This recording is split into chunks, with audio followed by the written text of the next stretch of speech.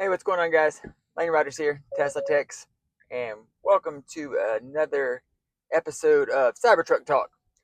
And today, I have a few things I want to talk to y'all about. Um, One of those is I want to talk a little bit about and congratulate the Artemis 3 crew on everything the big press conference they had, and Jared Eisman came on and introduced all the new crew members. And I got to tell you, this mission is going to be uh, a pretty big one. They have to test some pretty critical systems in this mission, and there's going to be sending up the space landers, both from SpaceX and also from Blue Origin. So you've got that new Blue Moon lander that's going to be being tested, and that's Blue Origin's lander for the moon. And then also they're going to be testing Starship. It's eventually going to be Starship SLS, I believe, but this is just going to be, I think, the Starship version 3 for now, because they're going to do all the critical systems testing and everything in Earth orbit. It was originally, proposed and originally planned to be in the moon's orbit, but they're going to go ahead and keep things close to home as they sort of plan everything out and test those critical systems. It's better to do it here versus out there in orbit, and so that's going to be a pretty big deal there. But once they had those critical systems tested and they've been able to test out, everything they have to do as far as transferring from the Orion space capsule into the landers. I know they're going to spend, I think, something like a couple of days, a day or two in each lander. See how actually living in those landers is going to be, and spending some time there testing all the different systems. And that way, when they do go on Artemis 4 mission, which I think is slated for 2028, they'll be 100% prepared and ready to go, and they'll have all those critical systems tested, all the equipment tested, and then that way it's a much, obviously there's a lot of risk involved for all of this stuff, but being closer at home to get it all tested before they go out into the lunar orbit for the actual Artemis 4 mission that will take them down to the surface of the moon. So that's going to be great. So congratulations again to the Artemis 3 crew. Another thing I want to talk to y'all about is FSD in Europe. They just got approval for Denmark, and so big congratulations there to the FSD team and Tesla. Um, it's this is, I think, the fourth European country to get approved over there. I know, like, the Netherlands and a few others over there have gotten approval already. Estonia, I believe, some of those different countries. But pretty soon you're going to start seeing countries like France come online. You're going to start seeing like Italy come online, and so it's going to be really, really great to see Europe finally getting a foothold with FSD, because obviously the more countries over there they can get signed up, the and get approved, the more data they have and the better it gets. Just like here in the States, or in Mexico, or in Canada, where it's already approved. But it's great to see that happening. Here in the States, I know we're starting to see the Robotaxi expansion really take off. I know in Houston and Dallas, I think there's around 9 cars in each of those markets that are fully autonomous.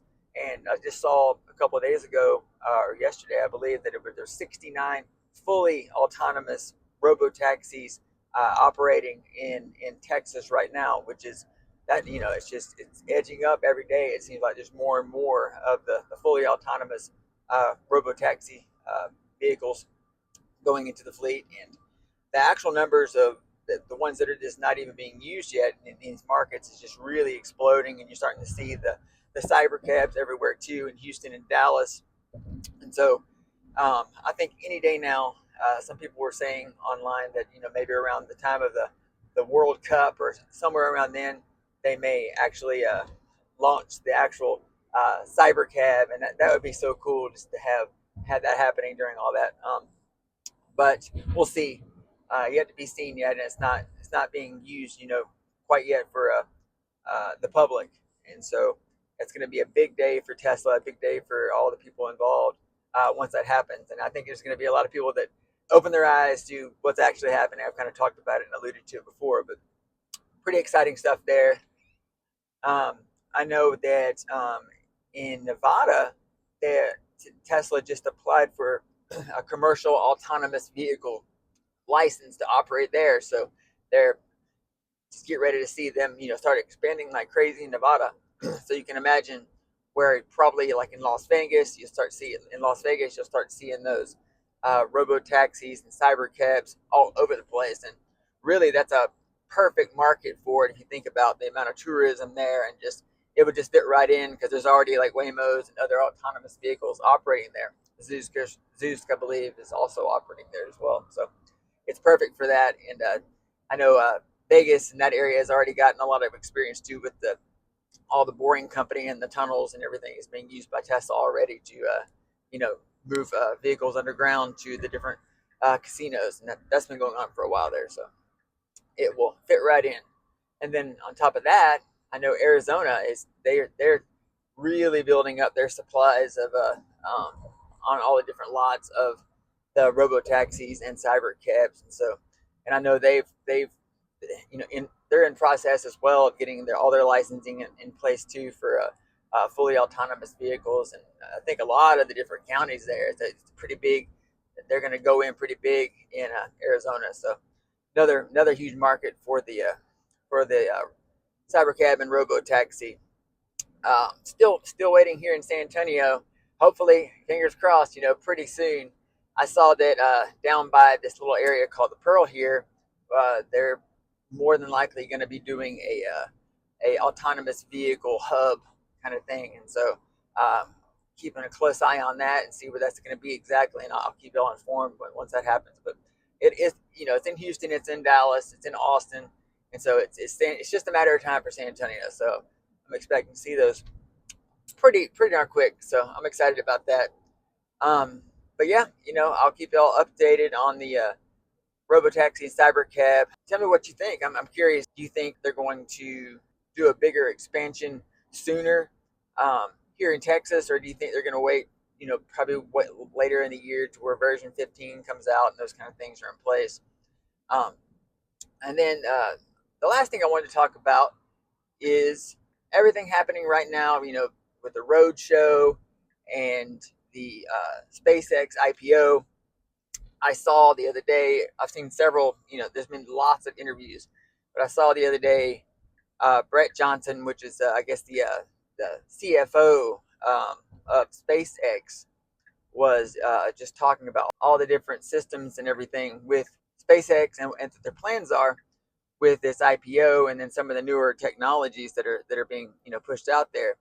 And one of the biggest takeaways I got from everything, and there was also another Elon interview, and I listened to all of them, is that everything a lot of these technologies are 100% dependent on Starship.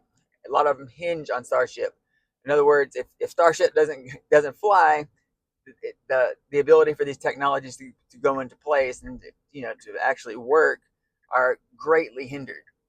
And so it's having that reusable, rapidly reusable, very heavy rocket that can move a ton of stuff up to orbit.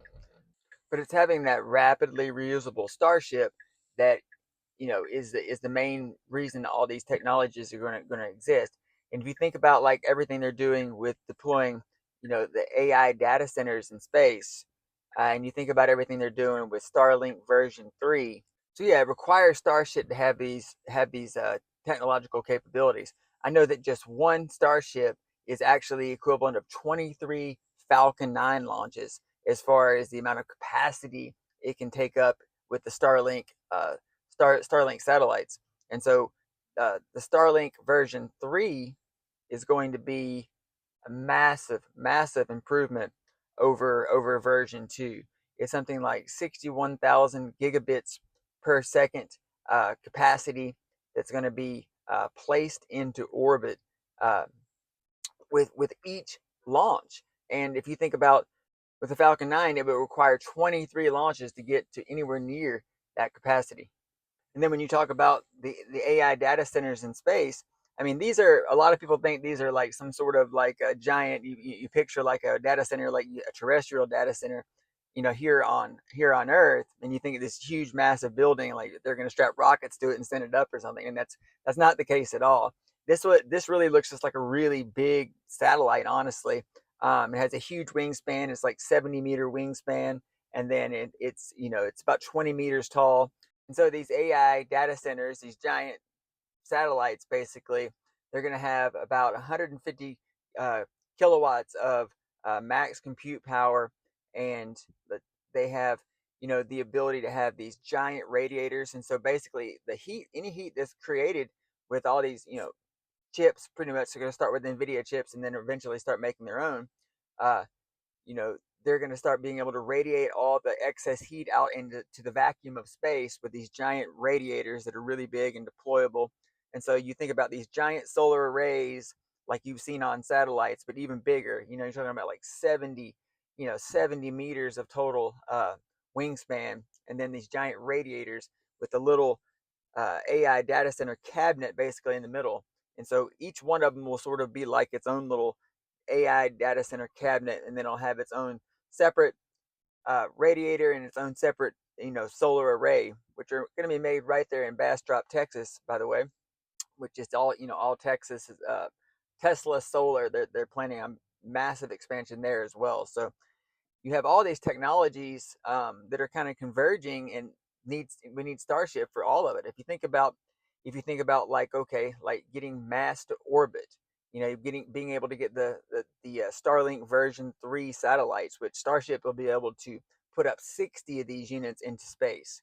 And so after, like, I believe the way the math works out is something like, for every 10 Starship launches with Starlink version 3, it's equivalent to all of the Starlinks that are currently in service. And so if you think about that, it's only going to take 10 Starship launches in order to replicate everything they've already done over all these years so far. I mean, it shows you how far the technology's come and how big Starship actually is to be able to launch these massive uh, massive Starlink version 3 satellites into orbit.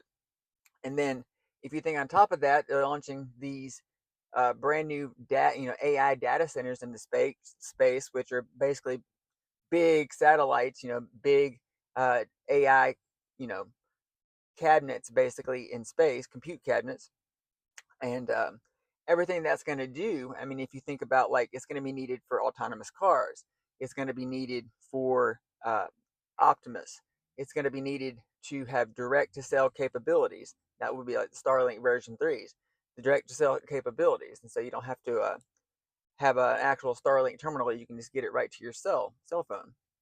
And then on top of all that, we've hit a bottleneck here on Earth as far as getting all this AI trained. It costs so much money because the energy costs are so high, and then there's so many regulations. It takes years and years to be able to get the actual power supply to your new AI data training center. And so it makes it cost inefficient, and it makes it just prohibitive in many ways. And so the only answer really is to take it to space. And who has got the only space vehicle that can really make that happen? I mean, there's New Glenn, but it doesn't have the capacity Starship has, not even now. And then in the future, Starship is, it's going to, have even higher capacity. And so SpaceX has really positioned themselves as the only company that has the rails and has the ability to take these things to orbit. And so, what does that mean, really? It means that they control the market. That they've already signed deals with Google. They've already signed massive deals with Anthropic for AI training, and those deals are only going to continue. And then they're obviously working on their own model with Grok, their own AI model, and that's going to continue as well. And I'm sure that's going to be moved off planet as well. And so you're seeing a world where if you have an AI model like ChatGPT, like Anthropic, like Claude or Grok or anybody else, it becomes cost prohibitive to compete terrestrially on the ground. And so you have to move your training out into space. And right now, and for the foreseeable future, SpaceX is the only one that can do it, guys. And so they've positioned themselves as a leader in telecommunications. They've positioned themselves as a complete leader in AI. They've positioned themselves as a complete leader in auto manufacturing, and they've, well, Elon has with Tesla, and they've completely taken the space market now. I mean, SpaceX and the SpaceX IPO is going to be, obviously, it's the biggest IPO in history. I've talked about it previously, like 1.7, 1.75 trillion. And it's going to, provide the needed liquidity for SpaceX to even increase its Starship plans even more, and its Starlink version 3 with is going to be a big part of that. So, and then the AI data centers in space, I think that really, once we start to see these things come online and people pour more and more money into it and more companies go over there, you're just going to see SpaceX explode even more. And so they've created and positioned themselves to be irreplaceable and the only ones that can really do this job. It's possible Bezos and New Glenn can start to take on some of this market at some point in the future, but by then SpaceX is going to be even that much further. So um, yeah, I see them right now as the leader as far as the space economy, and positioning themselves to take the most advantage of the space economy. They're the ones at the forefront. They're the ones at the intersection of all these different technologies and companies. And it's if it wasn't for Starship, a lot of this stuff couldn't happen.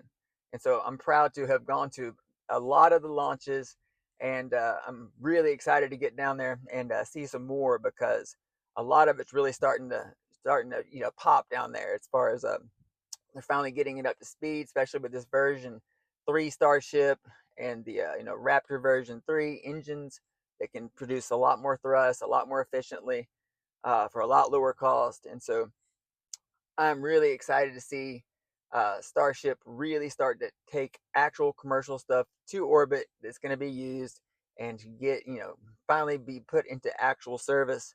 Hopefully that happens before the end of the year if all goes well.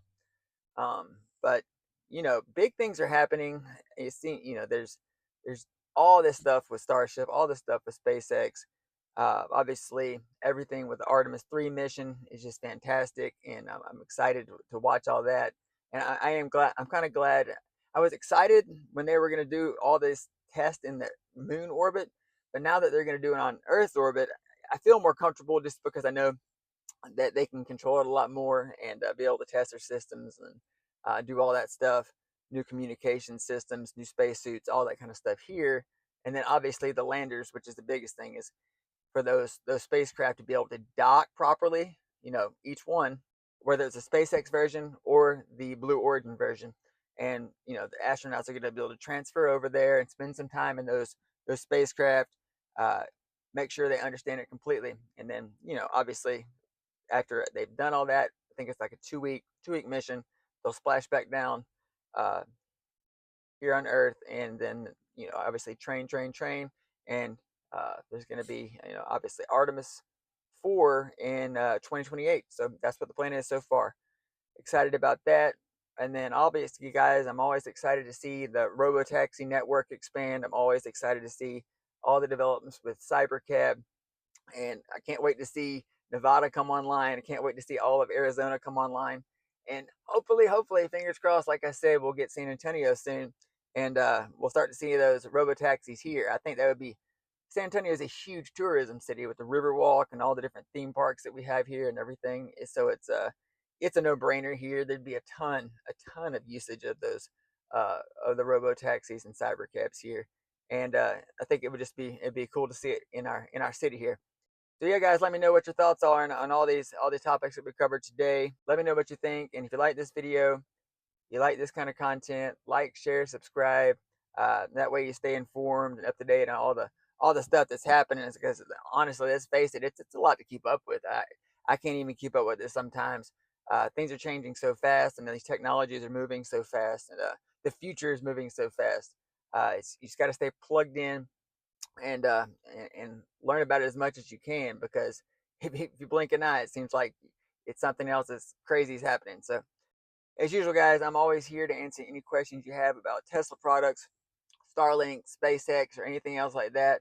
And don't forget to like, share, and subscribe to the channel. It greatly helps the channel, and it helps you stay plugged in to all the new changes and everything going on. Because let's face it, the future's moving fast, and Tesla Tech is here to keep you informed along the way. All right, guys. See you on the next video.